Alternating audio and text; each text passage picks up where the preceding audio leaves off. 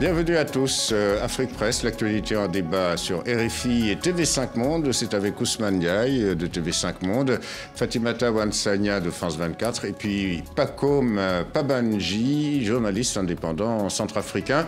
Et l'on se penche cette semaine sur deux sujets. La Centrafrique, avec cette visite du nouveau secrétaire général de l'ONU, le Portugais Antonio Guterres, visite dans un pays entre chaos sécuritaire et humanitaire. Et puis le Kenya qui a vécu hier jeudi 26 octobre, une nouvelle élection présidentielle tendue et surtout inachevée. D'abord, la première visite en Centrafrique donc du nouveau secrétaire général de l'ONU, le Portugais Antonio Guterres, qui est passé, vous le savez, par le HCR.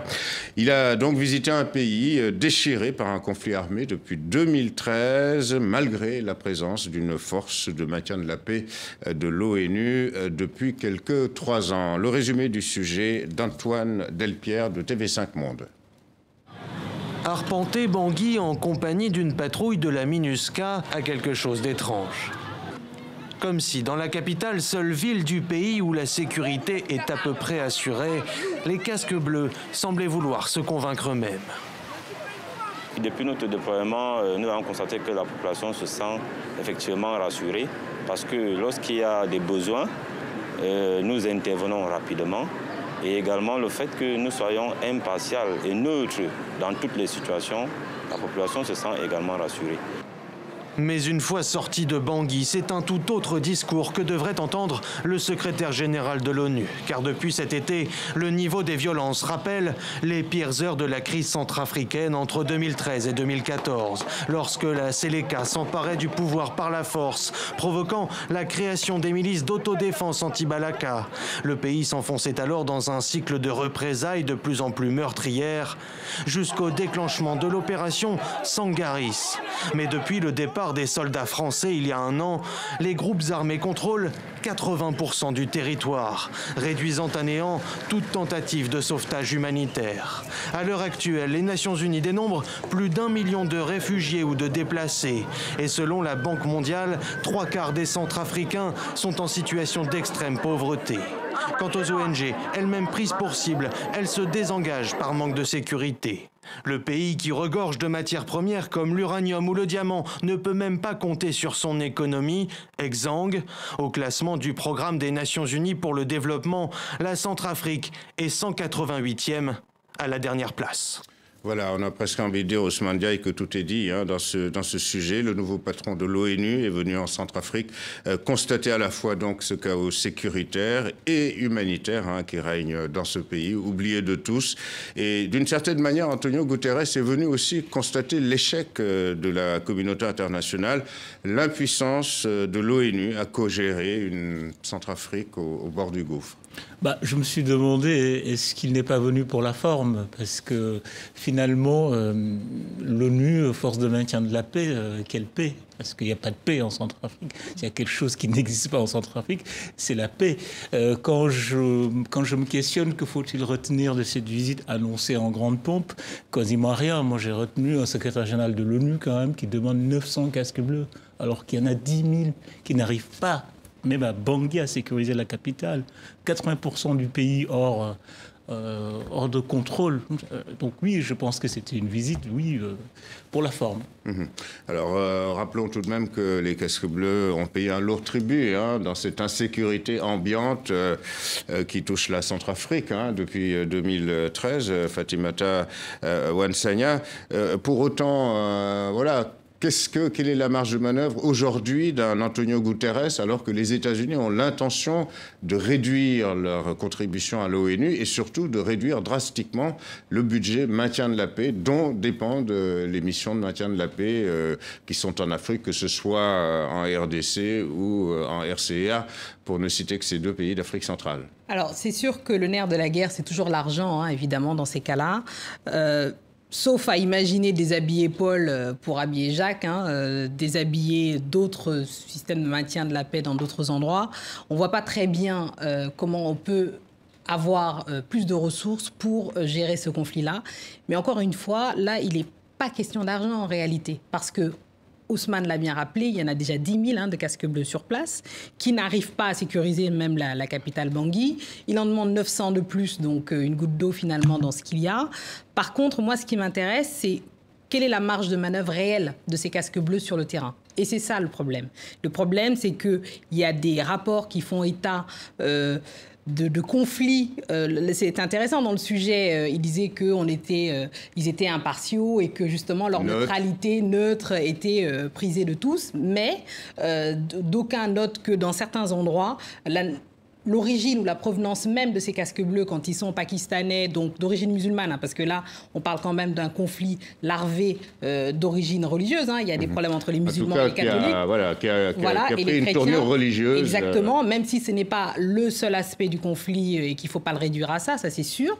Néanmoins, ce problème est un problème parce que sur place, du coup, il y a des endroits où on laisse faire, entre guillemets, les anti-balaka, les musulmans, etc.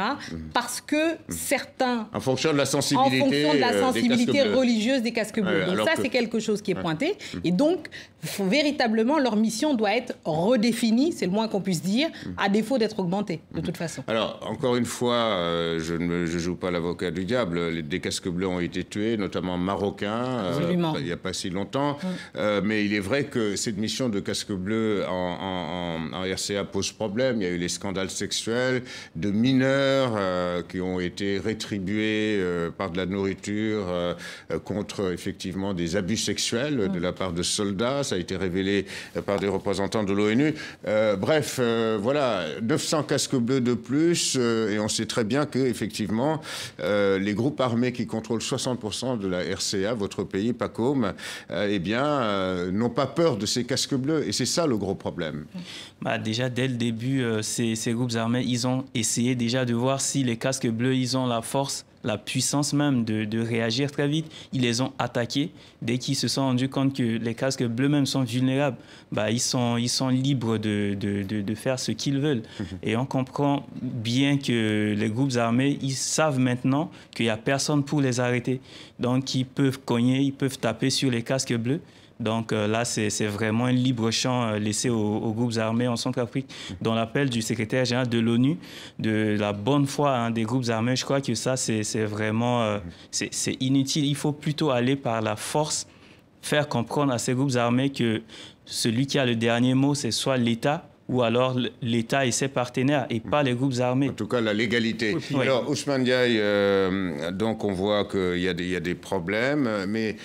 Il y a un autre problème qui a été soulevé tout au long de cette visite de 4 jours par Antonio Guterres en Centrafrique, c'est que les engagements qui ont été pris, les engagements financiers par les bailleurs de fonds pour aider ce pays à se redresser, pour permettre aux Centrafricains, la majorité d'entre eux, de se nourrir, les 3/4 qui dépendent d'ONG et de l'aide humanitaire, eh bien, là aussi, une fois de plus, il a lancé à nouveau un appel à la solidarité à la communauté internationale, mais un appel, finalement, qui risque de rester lettre morte. En fait, il y a un problème de fond.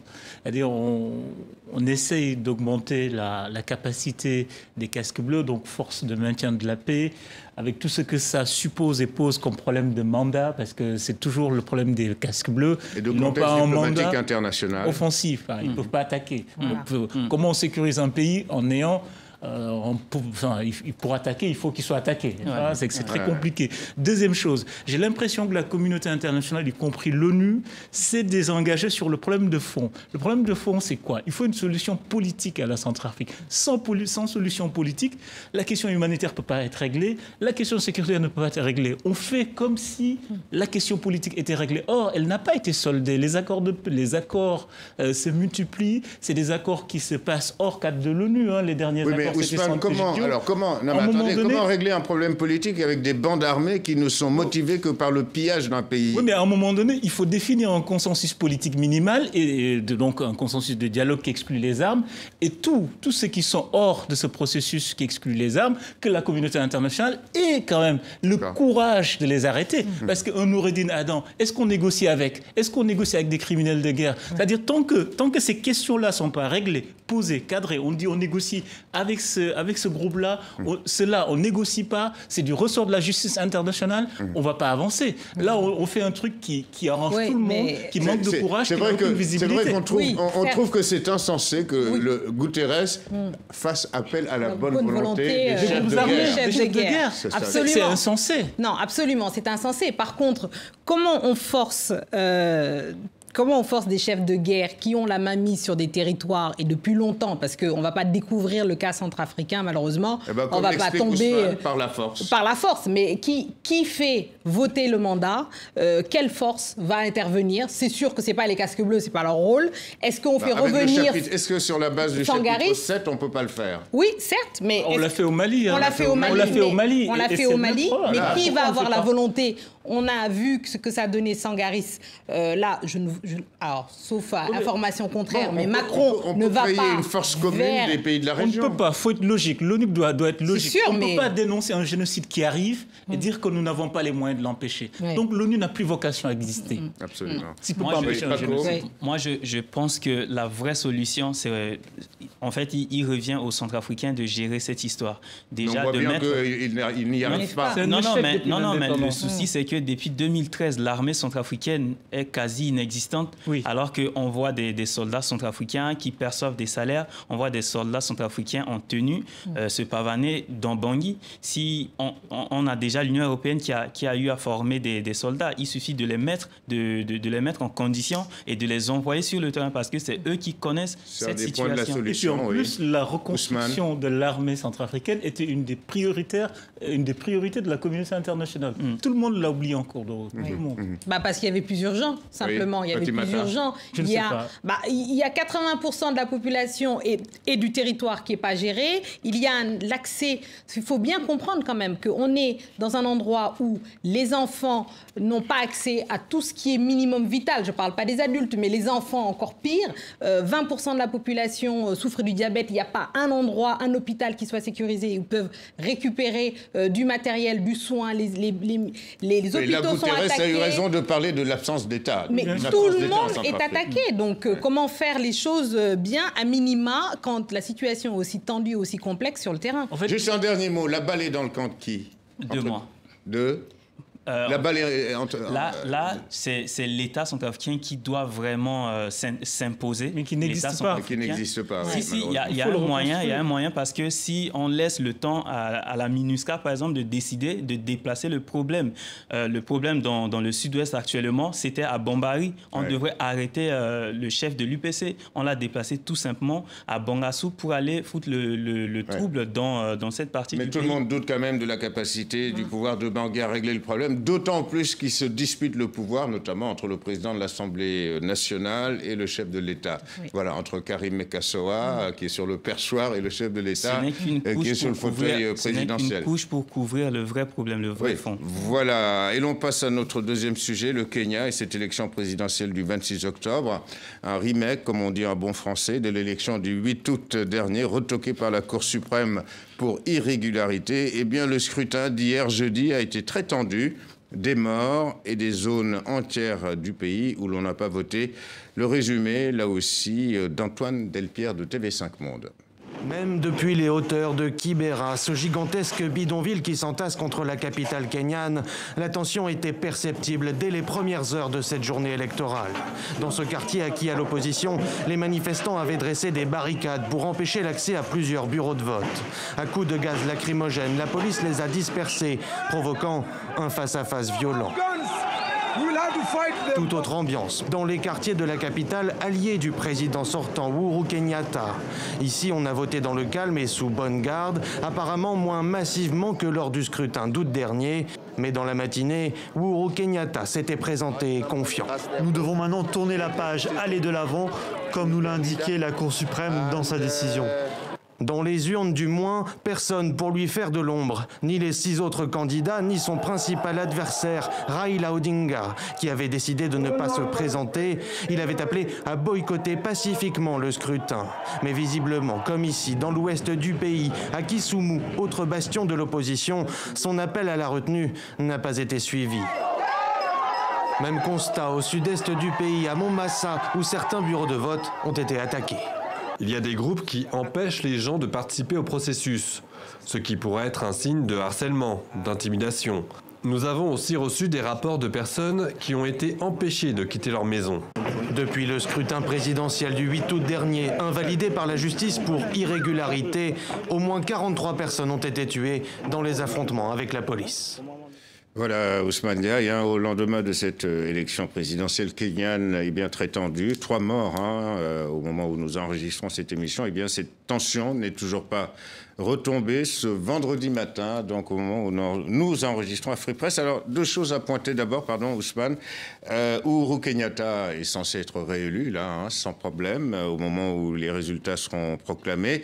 Et puis, son rival, Raila Odinga, l'opposant qui a boycotté le scrutin, lui, il court le risque de passer pour un dangereux diviseur, en fin de compte, puisqu'il avait obtenu gain de cause. L'élection du 8 août a été retoquée, et puis à chaque fois, il avait des exigences, et puis, in fine, il a dit non, j'y vais pas. Pauvre Kenyan surtout, Ruto. Kenyatta, comme Odinga, c'est une classe politique qui, depuis, disons, 20 ans, j'ai l'impression que pour arriver au pouvoir à chaque campagne électorale, ou bien pour gagner, il faut passer sur des cadavres de Kenyans, de leurs compatriotes. Il n'y a pas eu une élection au Kenya où ça ne s'est pas soldé par des morts. Le pic a été l'élection de la crise de 2007-2008, 2000 morts. Pas une élection sans Odinga, sans problème. Oui, non, mais même avant, parce qu'il faut se rappeler... Non, mais il a multiplié les adversaires. Que la succession de quand Kibaki arrive au pouvoir, c'est au prix d'une crise électorale énorme. Kenyatta était déjà un des acteurs. Absolument. Parce qu'il était le dauphin putatif Mwai Kibaki. de Daniel Arap Moi. Oui, à l'époque. Daniel Arap Moi. Et puis en plus, ce qui est assez étonnant sur le cas du Kenya, c'est que c'est cette élite très étriquée, très fermée finalement, parce que c'est des dynasties des 2 côtés. Les Ruto, c'est une dynastie. Kenyatta, c'est une dynastie. Plus parrainé par Moi. Odinga, c'est une dynastie. On a l'impression qu'il y a une classe politique qui tient en otage son peuple finalement, parce que quand ils disent que le Kenya est une démocratie, mais pour faire les élections au Kenya, on entend très peu d'arguments, on entend très peu de discours politiques, de comment on construit une nation, comment on fait des routes, comment on développe. Les élections kenyanes, ça a toujours été une sorte d'instrumentalisation de l'ethnicité. Le Kenya, c'est un pays qui, quand même, quoi qu'on puisse dire de Jomo Kenyatta, il avait réussi à construire une nation et à théoriser cette idée d'une nation commune, mais ses successeurs, pour rester au pouvoir, ses héritiers, ils ont instrumentalisé l'ethnicité, ce qui a fait des morts. Alors, effectivement, aujourd'hui, on aura constaté, Fatimata, que lors de la présidentielle d'hier, donc boycottée par Odinga, son fief, sa région, l'ouest du pays, on n'a pas voté au moins dans 4 districts, des districts de la communauté Luo, la communauté d'Odinga. Donc, on s'achemine effectivement, quand bien même il n'y a pas d'incident ou il n'y aura pas d'incident demain, on s'achemine tout de même vers une espèce de partition du Kenya, en tout cas de partition politique à l'issue de cette élection, qu'on le veuille ou pas. Oui, c'est une vraie question finalement. C'est effectivement, Ousmane a bien fait de rappeler cet antagonisme, cette espèce de Dallas, en fait, ça se joue Dallas à Nairobi, quoi. C'est les 2 frères ennemis, entre guillemets, parce que faut bien rappeler que les Kenyatta, à l'origine, que ce soit les Kenyatta et les Odinga, parce que les 2 familles étaient unies justement pour la prise de l'indépendance, ils étaient contre les colons britanniques, etc. Donc il y avait déjà cette coalition dans la lutte. Et puis après, il s'est transformé en rivalité. En rivalité au moment de prendre les fruits du pouvoir. Évidemment, ça c'est un peu classique quand même. Et depuis très longtemps, on sait que n'empêche une élection au Kenya. Donc le Kenya est l'otage de ces 2 familles. Absolument, mais tout ce qui est sûr, c'est que les élections au Kenya, à la fin, c'est toujours un Kenyatta qui gagne quand même. Donc Odinga n'a pas été président.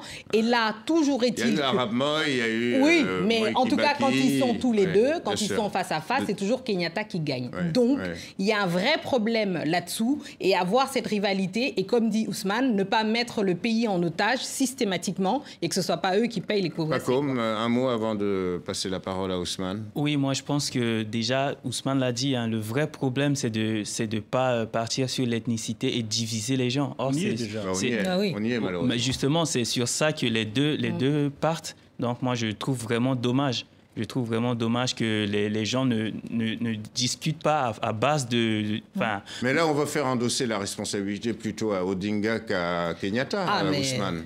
Non, pas forcément. Pas forcément. Kenyatta, quand même, alors, il peut tout dire, mais il change les règles du jeu. C'est Odinga qui a appelé au boycott, et puis qui avait appelé d'abord ses partisans à manifester avant de leur dire de rester chez eux. Oui, mais avant ça, quand même, Kenyatta change les règles du jeu. Absolument. Comment on peut aller dans un match où à la mi-temps, on change encore une fois les règles du jeu? Mais oui. Ça, c'est créer les conditions du désordre. Oui. Moi, je pense mais il Kenyatta n'a pas changé les règles du jeu. Bah si, on a voté une loi au Parlement. Oui, est-ce qu'elle est dans l'entre-deux tours. Oui, non, mais je veux juste rappeler que la déclaration de Kenyatta est intéressante parce qu'il dit c'est la responsabilité du président élu d'agir contre les divisions du pays, de le soigner, de l'unifier. Si les Kenyans m'élisent, ce sera ma responsabilité et je l'assumerai. Moi, j'adore cette déclaration parce qu'il parle comme s'il n'était pas élu, déjà. C'est-à-dire que c'est un président sortant. Il joue le jeu de la légalité. C'est quand même un président sortant qui parle, qui s'exprime. Là, on a l'impression que c'est un adversaire qui n'a jamais été élu, qu'il endosse la responsabilité en disant « Moi, je prendrai la charge ». En président sortant responsable, il s'exprime comme tel, non, un président sortant responsable ne menace pas ses juges. D'accord. Oui, absolument. On n'a jamais vu ça. Dans aucun pays du monde, on ne menace pas les juges en disant si je suis élu, je vais leur régler leur compte. Oui, absolument. En sachant qu'ils sont élus pour 10 ans, de toute façon. Donc on s'achemine, si je vous comprends bien, on n'est pas sorti de la crise alors, Paco. La crise ne vient que de commencer, si on voit bien. Parce que si déjà, on est déjà à 3 morts, tu l'as dit au début, mais très vite, on se rendra compte que la tension monte chaque minute, chaque heure. Donc, si les gens se mettent... Qui pourrait arrêter ça? La Cour pénale internationale? Peut-être. On l'a déjà brandi. Il y est déjà passé, Uhuru Kenyatta. Il était sorti vainqueur. Non, il n'est pas sorti vainqueur. Bon, c'est ça, c'est son interprétation. La Cour a décidé que les témoins se sont rétractés. Personne n'osait plus témoigner parce qu'il est président de la République. C'est compliqué de témoigner. Et un de ses ex-rivaux est devenu son vice-président. Plus. Voilà, et il a fait un deal avec Ruto. Voilà, donc la Cour ne l'a pas blanchi. La Cour a dit j'ai pas suffisamment de preuves ni d'éléments pour continuer l'enquête. Donc il le présente comme une victoire, mais ce n'est pas une victoire. Oui, absolument. Vous êtes pessimiste sur la suite? Alors non, je suis pas pessimiste. Moi, j'aime bien le rôle du juge, de la Cour suprême qui est assez intéressant, David Maraga. Alors. Mettons un bémol quand même. Le gars qui se présente en signe blanc, c'est quand même quelqu'un qui a quelques casseroles. Adventiste du 7e jour, etc., etc. Néanmoins, c'est lui qui a pris une décision courageuse dans le pays d'annuler, d'invalider la première élection, donc est obligé à cette répétition d'élection. N'empêche que c'est quand même un tournant. C'est un tournant pour le pays et ça mérite d'être souligné. Et puis il y a un problème de fond. Le Kenya doit enfin nous pousser en Afrique à s'interroger sur ces régimes post-coloniaux qui n'ont été en fait que des transmissions de pouvoir par rapport aux familles qui tenaient le pouvoir. Les Kenyattas, c'était la famille régnante. On vous dira, Ousmane, que ce n'était pas propre à l'Afrique. Oui, mais on vous dira que ce n'est pas propre à l'Afrique. Bien sûr, mais à l'Afrique, ça donne des morts en Afrique. Malheureusement. Et ailleurs, non. Ailleurs, non. Vous avez raison. C'est la grande différence et la grosse différence. C'est la fin de cette émission. Et avant de nous quitter, je vous signale 2 ouvrages qui viennent de paraître. L'Occident ambigu, c'est aux éditions Éric Bonnier. L'auteur est un Sénégalais, Hamidou Sall. Ce responsable d'une institution culturelle euro-africaine s'est inspiré de L'Aventure ambiguë, un des romans tutélaires des lettres sénégalaises, roman de Cheikh Hamidou Kane, qui a d'ailleurs préfacé donc cet ouvrage d'Hamidou Sall.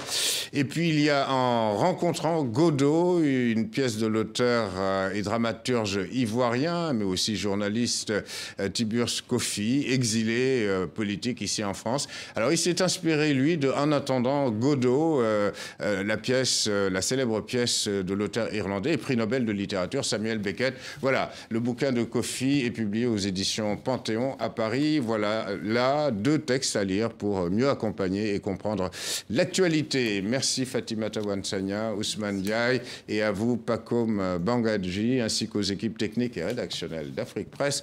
Vous pouvez retrouver cette édition sur les sites de RFI et de TV5 Monde. Grand merci de votre fidélité et à la semaine prochaine.